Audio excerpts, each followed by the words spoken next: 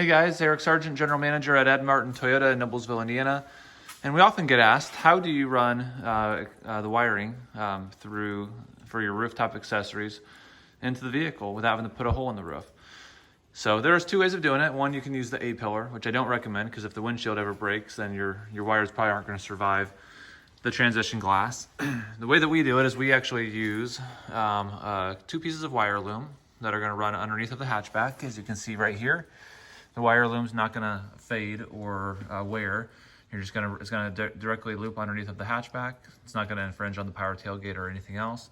Once that wire is through that loom and ran underneath the hatchback, it's going to go into this factory grommet. At that point, you're waterproof. Once that wire's inside that grommet, it's going to run inside the hatchback to these two pieces of grommets that are positioned right in the middle of the vehicle. The wires are then going to go through those grommets, and then you're actually inside the vehicle. Drop your headliner, run it down the A-pillar. You have access to your switching and your battery at that point in time, and you have a nice, clean, waterproof connection all the way down.